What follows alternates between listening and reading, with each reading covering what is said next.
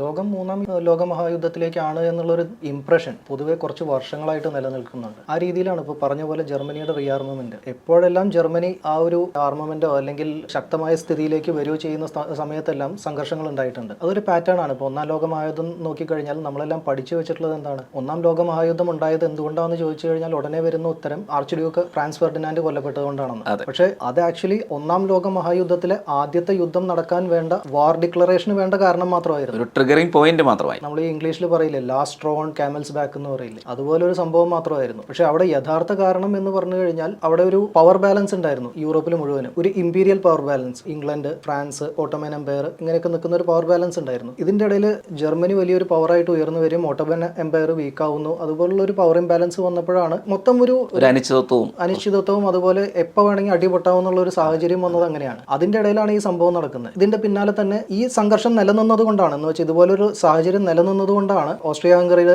Duke മരണപ്പെട്ട സമയത്ത് സെർബിയയ്ക്ക് Russia പിന്തുണ കൊടുത്തതും അതിന്റെ പിന്നാലെ ഓസ്ട്രിയ ഹംഗറിക്ക് ജർമ്മനി പിന്തുണ കൊടുത്തതും പിന്നെ മൊത്തം ഒരു വേൾഡ് വാറിലേക്ക് നീങ്ങിയത്. സെക്കൻഡ് വേൾഡ് വാർ എടുത്ത് നോക്കൂ, ജർമ്മനിയുടെ റീആർമമെന്റ് ആണ് എന്ന് വെച്ചാൽ ഒന്നാം ലോക മഹായുദ്ധത്തിന് ശേഷം കംപ്ലീറ്റ്ലി ഡിയാം ചെയ്തിരുന്നു. അത് കഴിഞ്ഞ് റിയാം ചെയ്തത് പക്ക വാൾ സ്ട്രീറ്റിന്റെ പിന്തുണയോട് കൂടിയിട്ടാണ്. വാൾ സ്ട്രീറ്റ് ആണ് ലിറ്ററലി ജർമ്മനിയെ പൊക്കിക്കൊണ്ടുവന്നത്. ആ ഒരു ആർമമെന്റ് ആണ് സെക്കൻഡ് വേൾഡ് വാറിലേക്ക് നയിച്ചതെന്ന് പറയുന്നതിൽ തെറ്റൊന്നുമില്ല. വീണ്ടും അതേ പാറ്റേൺ റിപ്പീറ്റ് ചെയ്യാണ് ചെയ്യുന്നത്.